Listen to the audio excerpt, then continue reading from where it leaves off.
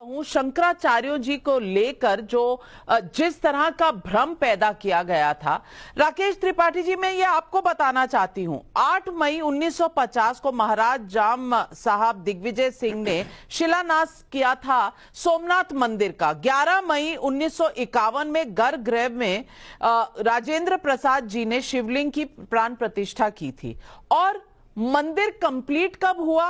13 मई 1965 में, लगभग 14 साल बाद। तब अर्धनिर्मित नहीं था सोमनाथ मंदिर, क्योंकि तब कांग्रेस पार्टी प्राण प्रतिष्ठा कर रही थी।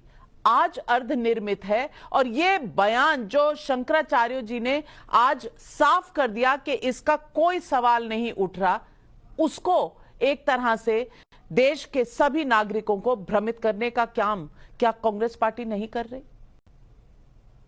देखिए, धन्यवाद नाविका, आपने एक रोचक जानकारी और महत्वपूर्ण जानकारी आज अपने दर्शकों के सामने और देश के सामने रखी है। देखिए, सच यह है कि इस चराचर जगत में ईश्वर की सत्ता के अतिरिक्त कुछ भी पूर्ण नहीं है। केवल ईश्वर है जो पूर्ण है, बाकी सब कुछ जो कुछ भी है इस जगत में भौतिक, वो सब कुछ अपूर्ण है। भारत का संविधान हमने 26 जनवरी 1950 को अंगीकार किया, तो क्या संविधान पूर्ण था? और अगर संविधान पूर्ण था तो 100 से अधिक संविधान के संशोधन क्यों किए गए?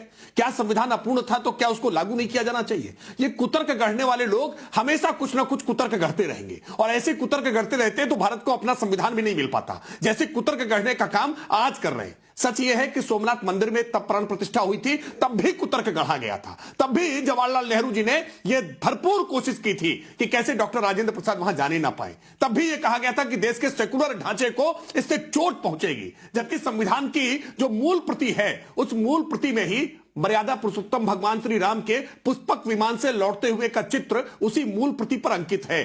भगवान कृष्ण का चित्र, भगवान नटराज का चित्र, भारत के तमाम आध्यात्मिक प्रतीक चिन्ह भारत के संविधान की मूल प्रति पर अंकित हैं। तो जो भारत को समझना नहीं चाहते हैं, भारत के मूल भावों को समझना नहीं चाहते हैं, वो इसी प्रकार से तरह तरह के विवाद उत्पन्न करना का प्रयास करना चाहते हैं। लेकिन इन विवादों से परे ये कितने भी विवाद करें, सच ये है कि 22 तारीख को अभिजीत मुहूर्त में, पुष्य नक्षत्र में, सर्वार्थ सिद्ध योग में मंदिर की प्राण प्रतिष्ठा तो होने ही जा रही है। कांग्रेस आए या ना आए, समाजवादी पार्टी आए या ना आए, किसी के नहीं आने से यह कार्यक्रम टलने वाला नहीं है। 550 वर्षों की लंबी प्रतीक्षा के बाद जो लोग टकटकी लगाए इंतजार कर रहे हैं, आंखों में आंसू लिए भाव विह्वल होकर के, ये भारत के जनमन को पहचानना नहीं चाहते हैं। जाकर के देखिए कि आज कैसे कैसे गांवों में, गली मोहल्लों में, छोटे छोटे कस्बों में कैसे आयोजन किए जा रहे हैं, दुल्हन की तरह सजाया जा रहा है। जाकर अयोध्या के उस भाव को समझिए, प्रभु राम आ रहे हैं। लोगों के मन में इतनी प्रसन्नता है, लेकिन ये कांग्रेसी, ये समाजवादी पार्टी के लोग, ये आरजेडी के लोग, जेडीयू के लोग, ये विपक्ष के लोग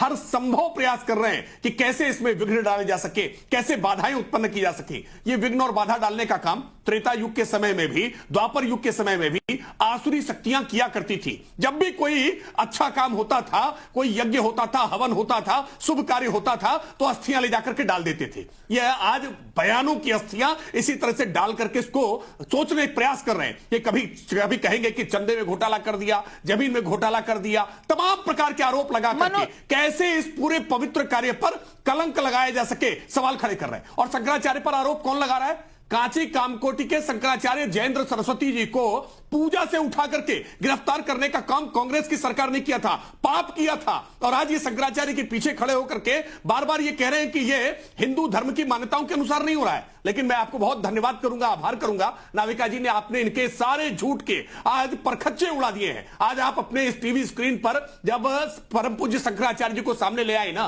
परम पूज्य शंकराचार्य जी ने इनके सारे झूठ आज बेनकाब कर दिए, तार तार कर दिए। कोई शंकराचार्य नाराज नहीं है, शंकराचार्यों का पूरा आशीर्वाद इस कार्यक्रम के साथ में है। हां, कांग्रेसी नाराज हैं, वो परेशान है, वो जानते हैं कि आज जो राममय वातावरण बना है ना, जो आज पूरे देश में महोत्सव का वातावरण बना है, इसका कहीं चुनावी लाभ भाजपा को ना मिल जाए, इसलिए बौखलाए हुए हैं, इसलिए परेशान हैं। हम फिर कह रहे हैं, प्रभु राम की शरण में आ जाइए। हम जाएंगे, पक्का जाएंगे। देखिए, मनोज यादव की बात तो अपने आप ही समाप्त हो जाती है। सच ये है कि राम भक्तों की हत्या का आरोप जिन पर था ना, उन राम भक्त के हत्यारों को भी बड़ा मन करके, बड़ा दिल करके कि प्रभु राम की शरण में आ जाए, वो अपने कृत्यों की क्षमा याचना कर ले, राम भक्तों के हत्यारों को भी निमंत्रण भेजा गया था। ये देश के बहुत सारे राम भक्तों को अच्छा नहीं लगा था, लेकिन प्रभु की मर्यादा के नाते कि प्रभु ने तो अपने रावण को भी मारने के बाद लक्ष्मण जी को भेजा था कि जाओ उससे कुछ ज्ञान प्राप्त कर लो, पर प्रभु राम की मर्यादा के अनुरूप राम भक्तों के हत्यारों को भी निमंत्रण गया। उनको भी निमंत्रण गया जिन्होंने भगवान राम को काल्पनिक बताया था। उनको भी निमंत्रण गया जिन्होंने राम रथ यात्रा को रोकने का प्रयास किया था। इन सबको निमंत्रण गया था, सबके प्रति एक भाव रख करके कि सबके राम है। लेकिन मनोज यादव ने कहा कि उस सपने में आ रहे तेज प्रताप यादव के। देश में दो ऐसे नेता हैं नाविका जी, एक अखिलेश यादव जी पूर्व मुख्यमंत्री उत्तर प्रदेश, जिनके सपने में भगवान कृष्ण आते हैं, और दूसरे समधी परिवार के तेज प्रताप यादव जी, उनके सपने में भी भगवान राम आ रहे हैं। ये इतनी गहरी नींद में सो गए हैं कि स्वप्न में ही देख रहे हैं। इनको जगाइए, इनको बताइए कि 22 तारीख की तारीख तय हो गई है और भगवान राम के भव्य मंदिर में प्राण प्रतिष्ठा का कार्यक्रम हो रहा है। ये पूछ रहे हैं कि राम को लेकर आए हैं। अरे भाई, भारत में हिंदू मान्यताओं को समझिए।